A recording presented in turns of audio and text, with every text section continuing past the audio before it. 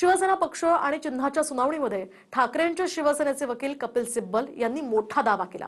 फक्त आमदारांची संख्या हा निकष लावून मुख्यमंत्री पद देण्यात आलं। शिंदेंची मुख्यमंत्री म्हणून झालेली निवडच बेकायदेशीर होती असंही सिब्बल म्हणाले।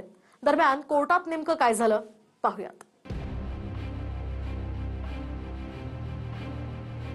सुप्रीम कोर्टामध्ये सलग चौथ्यांदा ठाकरेंच्या शिवसेनेचे वकील ॲडव्होकेट कपिल सिब्बल यांनीच युक्तिवाद केला।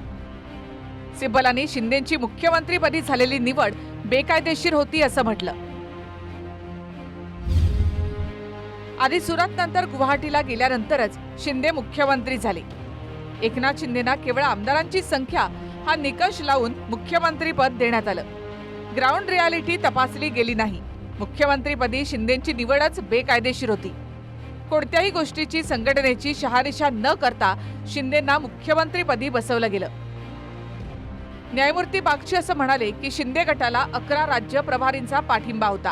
ते शिवसेनेच्या संघटनात्मक रचनेचे भाग आहेत, रचनेबाहेरील घटक नाहीत। जेव्हा आपण एखाद्या राजकीय पक्षाचा विचार करतो तेव्हा केवळ पदाधिकाऱ्यांचाच विचार करून चालत नाही, तर प्राथमिक सदस्यांचा देखील विचार करावा लागतो।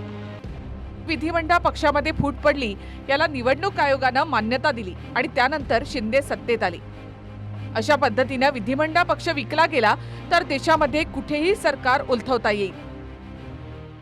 एका फुटीर गटाला पक्ष आणि चिन्ह म्हणून मान्यता दिली, ते किती बेकायदेशीर आहे। पक्ष संघटना फुटलेली नाही। विधिमंडळ पक्षातली फूट म्हणजे पक्षातली फूट नाही, याच्यावरच आज युक्तिवादाचा जोर होता। न्यायमूर्तींनी काही प्रश्न विचारले, काही त्यांच्या मनामध्ये काही भूमिका होत्या त्या त्यांनी व्यक्त केल्या। जून 21, 2022ला जी घटना घडली त्याच्यापुरतंच चिन्ह आणि पक्ष याचा निकाल हा असायला पाहिजे। फक्त विधिमंडळ पक्षात फूट पडली असं जे म्हणतात तसं नाही आहे। संघटना सुद्धा 90%च्या वरती संघटना आज एकनाथ शिंदे साहेबांचं नेतृत्व स्वीकारलेलं आहे। आणि आज नंतर झालेल्या निवडणुकांमध्ये सुद्धा 60 आमदार, आमचे खासदार, जिल्हा परिषदा, महानगरपालिका, नगरपालिका ह्या ज्या काही निवडून आलेल्या आहेत त्या ठिकाणी अध्यक्ष निवडून आलेले आहेत। मेजॉरिटी आम्ही जे निवडून आलेले आहोत ते कार्यकर्ते आणि संघटना आमच्या सोबत आहे म्हणूनच आम्ही निवडून आलो आहोत ना। आमचा जो ओरिजिनल पक्ष आहे बाळासाहेबांच्या भूमिकेचा, हिंदुत्ववादी भूमिकेचा, तो कायम आहे आणि जे पक्षाच्या विरोधात गेले ते बाजूला गेलेले आहेत।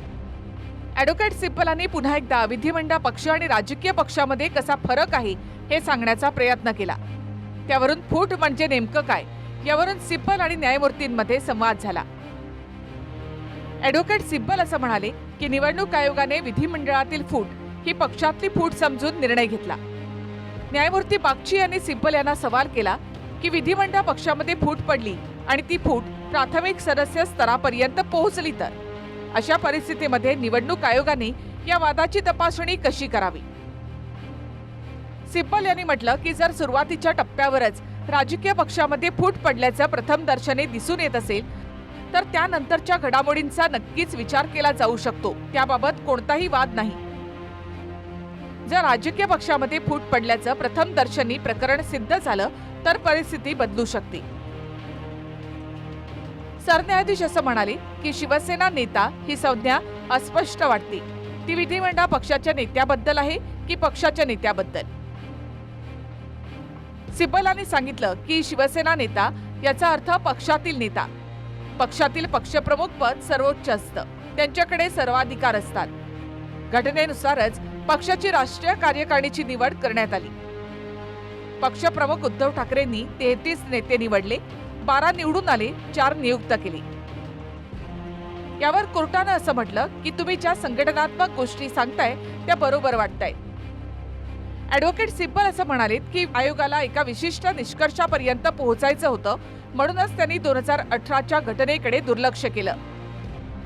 निवडणूक आयोगाला सोयीनुसार पक्ष आणि चिन्हाचा निर्णय द्यायचा होता म्हणून चुका काढल्या। 23 जानेवारीला निवडणूक झाली, 25 जानेवारीला पत्र देण्यात आलं आणि 27 जानेवारीला निवडणूक आयोगाला कळवलं असं सिब्बल यांनी म्हटलं। निवडणूक आयोगाला तो अधिकार नाही। अधिकाराच्या बाहेर जाऊन फुटीर गटाला अशा प्रकारे मान्यता देणं, मूळ पक्ष देणं आणि चिन्ह देणं हे पूर्णपणे बेकायदेशीर आणि घटनाबाह्य आहे। युबीटीच्या युक्तिवादामध्ये इतर मुद्दे नसल्यामुळे केवळ निवडणूक आयोगाच्या भूमिकेवरती प्रश्न उपस्थित केले जात आहेत. त्याला विलन ठरवण्याचे ते प्रयत्न करत आहेत पहिल्या दिवसापासून. आतापर्यंत 4 वेळा ॲडव्होकेट कपिल सिब्बलांनी युक्तिवाद केला, पण आणखी एक दिवस सिब्बलांनी युक्तिवादासाठी मागितलेला आहे. उद्या सिब्बल अपात्रतेवरून युक्तिवाद करतील आणि त्यानंतर शिंदेच्या शिवसेनेचे वकील बाजू मांडतील.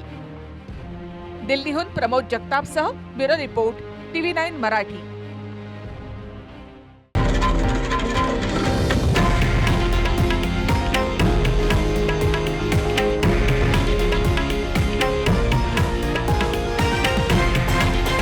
हे आहे देशातील नंबर 1 न्यूज नेटवर्क आणि आपण पाहत आहात TV9 मराठी, एकमेव.